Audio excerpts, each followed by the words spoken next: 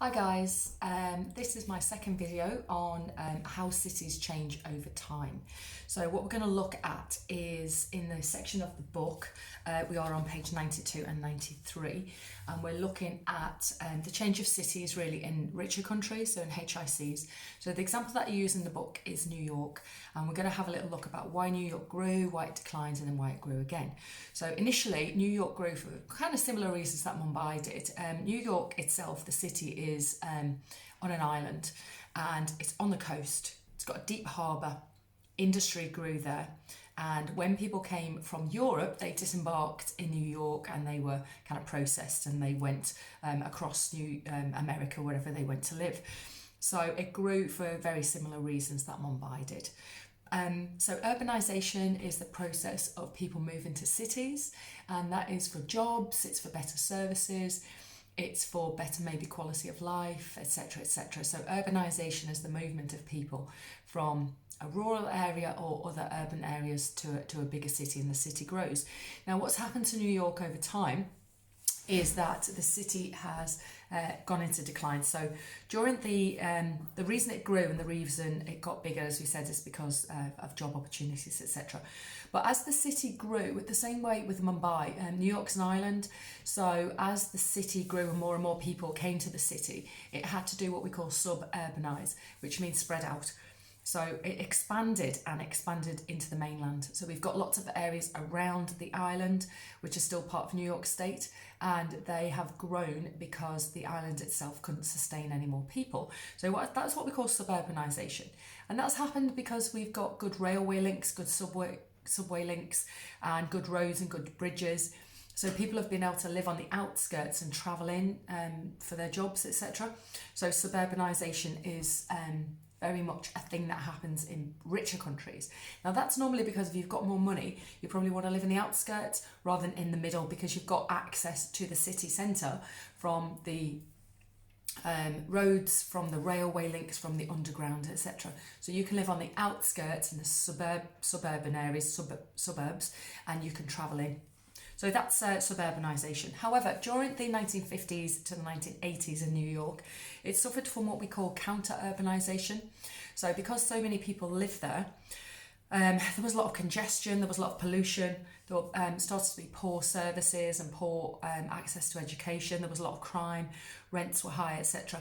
So people didn't really want to live there anymore, so they moved out to other areas, either the countryside or smaller cities. So this is called counter-urbanisation. Counter means against, doesn't it?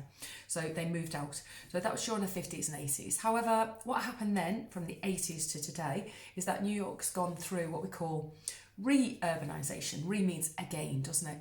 So re-urbanisation is because really the city council regenerated a lot of the older areas, like Canary Wharf in London. It happened there. And banks and other IT and quaternary knowledge economy businesses moved in because it's a big city. So therefore it attracted lots of people who were working in those sectors. So it started to grow again and become kind of a better place to live. Also the local council there decided that they would have what they called a zero crime strategy, and so it was a lot safer for people to live in New York as well. So that is what happens in cities. We have urbanisation, people move in there; suburbanisation, people moving out to the outskirts so they can live around the city but work in the city. Then things become just too awful in the city, so people move out, so that is counter-urbanisation. And then when the council or the local authorities decide to regenerate and make the place a bit better, people move back in again, and that is re-urbanisation. So the other thing that can happen to change cities, especially in HICs, is deindustrialization. Now, we could have an example of Detroit in America, we could have an example of Liverpool or Leicester, or quite a lot of places up north or in Wales, and that is when we have the global shift and manufacturing moves and industry moves out of those cities, and it leaves lots and lots of people unemployed. It leaves people with low house prices, and it leaves the city in ruins, so people move out. But that was due to deindustrialization. That's not what happened in New York, but it's another example of how cities change. So that is the PowerPoint, part of the PowerPoint about cities changing. The second thing I want to talk about is the setup, the structure of cities in HICs. Now we looked a lesson or two ago about what happens in LICs, but what happens in HICs is much of what you did in year 7 when you looked at land use. So you have 4 sections of the city. You have the CBD, which is the inner part. I'm just going to take a pen and draw a quick picture for you. So you have the CBD, it's a little circle diagram. So the CBD is a little middle section, and that is got all your offices and shops, etc. there. And that's the middle, that's where all the transport links go. Then surrounding that we have what we call the inner city. And the inner city is where the old industry was and the old factories were, and where we had terraced housing, etc. So that would be like Canary Wharf when Canary Wharf was redeveloped. The port was there, and then the port closed down, and a lot of the people moved out. Inner city generally is quite a mixed place in the UK because it's been regenerated in some areas, but it hasn't been regenerated. So some areas are very nice and some areas aren't. So that's the inner city. Surrounding that are the inner suburbs, and the inner suburbs are where we get our kind of semi-detached housing and housing estates and schools and parks, because there's a lot more land and the land is cheaper.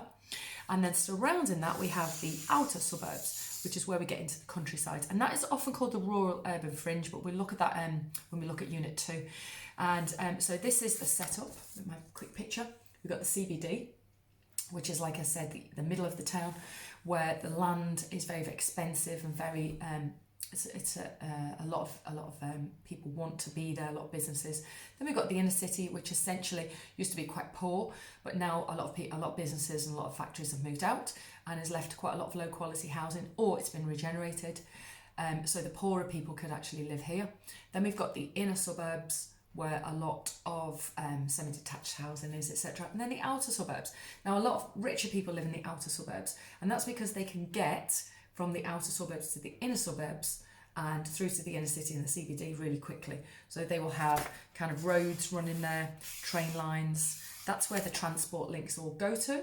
And so in HICs, we have a position where the richer people live on the outskirts and maybe the poorer people kind of live in the middle. In low-income countries, remember, it's the opposite way around. We have the richer people living in walled or walled places, or places that are sealed off with gates and gated communities. And then we have the poorer people maybe living on the outskirts in the shanty towns and the slums, etc. So the setup of the cities is different. So that is the change in cities in HICs, and also the setup, the structure of cities.